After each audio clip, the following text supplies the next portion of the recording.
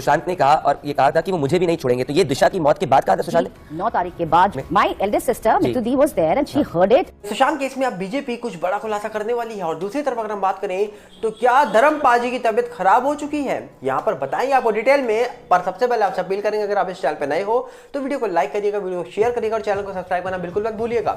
यहाँ पर सबसे पहले आपको बता दिया जाए कि क्या सुशांत मामले में आने वाले वक्त में कोई बड़ी खबर निकलेगी या अब इस पूरे मामले को लेकर सरकार भी चुप्पी साध के बैठ जाएगी। क्योंकि दावा होता है कि जब ये मामला हुआ था 2020 में, तब देखा गया था कि सुशांत को लेकर कई सारे सरकार, कई सारे नेता निकल के आए थे और उन्होंने बड़े बड़े बयान दिए थे। जहां पर आप जानते हैं कि बिहार में एक स्लोगन वायरल हुआ था कि ना भूले हैं ना भूले देंगे, और उस समय बिहार इलेक्शन था। तो सवाल ये उठ रहा था कि आखिरकार क्या इलेक्शन के टाइम पर ही ये मुद्दा उठेगा, वैसे कभी कोई इस मुद्दे को नहीं उठाएगा। लग तो रहा था कि उस समय जब ये मुद्दा उठा था तब इलेक्शन थे, तब इस पूरे मामले को न्याय की ओर जाते हुए देखा गया। लोग उम्मीद लगा के बैठे थे कि जल्द इस पूरे मामले में कुछ बड़े खबर निकल के आएगी, न्याय हो जाएगा। पर उसके बाद देखा गया कि आखिरकार ये मामला बिल्कुल शांत हो गया। इस मामले में किसी ने कुछ भी नहीं बोला, चुप्पी साध के लोग बैठ गए। पर शुरुआत में ऐसा लगा था कि इस मामले में कोई बड़ी खबर निकलेगी, पर हाल ही में कहा जा रहा है कि जब देखा गया कि नीतीश सरकार जो है वो बिल्कुल अलग हो गई है, बीजेपी अलग हो गई है और आने वाले हैं इलेक्शंस। अब सवाल ये उठते हैं कि अगर बीजेपी अलग होकर इलेक्शन लड़ेगी तो क्या बीजेपी बिहार में दोबारा से सुशांत मुद्दे को उठाएगी? और अगर नीतीश सरकार अलग से इलेक्शन लड़ती है तो बीजेपी को तो सुशांत मुद्दा उठाना पड़ेगा अगर वोट पाने हैं तो बिहार में। और अगर नीतीश सरकार दोबारा बीजेपी के साथ मिल जाती है तो मुझे नहीं लगता कि सुशांत मुद्दा दोबारा बिहार में उठ सकता है। ऐसा क्यों? क्योंकि अभी कहा जा रहा है कि G20 में जब अलग अलग देश के प्रधानमंत्री बैठे हैं, उसी वक्त कहा जा रहा है कि अलग अलग स्टेट के जो मुख्यमंत्री हैं वो भी मिलने आए। अब वहां पर मोदी जी तो मिले ही थे, तो क्या वहां पर मोदी जी से नीतीश कुमार की मुलाकात हुई है? क्या नीतीश कुमार उनसे मिले हैं? अगर मिले हैं तो क्या आने वाले वक्त में हम दोबारा से नीतीश कुमार और मोदी जी को एक साथ देखेंगे?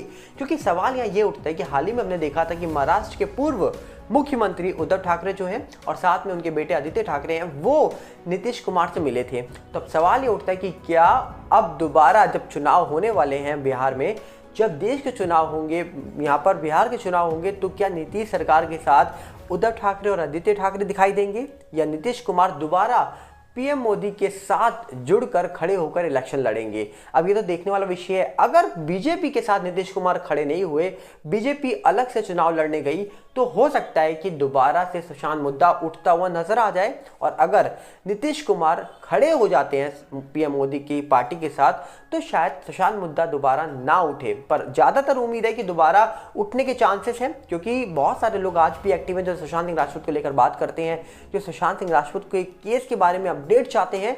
तो हो सकता है कि आने वाले वक्त में देखने को ये मिल जाए। पर अगर ऐसा हुआ कि ये मुद्दा उठ गया और ऐसा हुआ कि फिर से ये मामला न्याय की ओर जाता हुआ दिखा, तो क्या अंतिम चरण तक ये मामला पहुंचेगा? क्या फाइनल कंक्लूजन अब निकल के आएगा इस मामले का? ये तो पता नहीं, क्योंकि 3.5 साल से लोग इंतजार कर रहे हैं कि कब इस पूरे मामले का फाइनल निर्णय निकल के आएगा, कब सीबीआई जो इन्वेस्टिगेशन कर रही थी वो अपनी रिपोर्ट रखेगी। पर सीबीआई के ऊपर भी बैठे हैं कुछ हेड्स, जिनके ऑर्डर के बाद ही फाइनल रिपोर्ट सामने पेश की जाएगी और उसी के बाद पता लगेगा कि आखिरकार पिछले 3 साल के अंदर सीबीआई को इस पूरे मामले में क्या मिला और फाइनल रिपोर्ट सीबीआई की ओर से क्या निकल के आई है।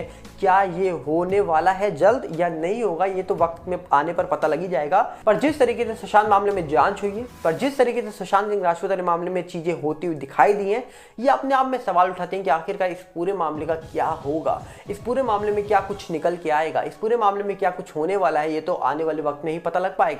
पर आपको क्या लगता है? आप अपनी राय कमेंट कर दीजिए।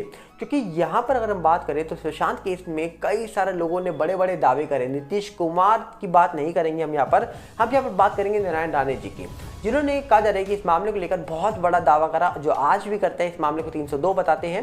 साथ में बात करेंगे उनके बेटे की, वो भी कई बार इस पूरे मामले में बड़े बड़े खुलासे कर चुके हैं।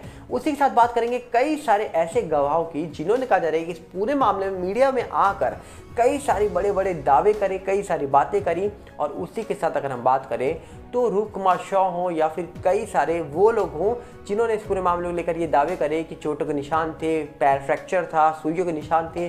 कई सारी ऐसी रिपोर्ट्स हमने देखी मीडिया में। तो सवाल ये उठता है कि इतनी सारी बातें सामने निकल के आने के बावजूद क्या इस मामले का जो भी सच है वो सामने निकल के आएगा, या फिर कुछ नहीं होगा, इस मामले का जैसा चल रहा है ऐसा ही चलता रहेगा।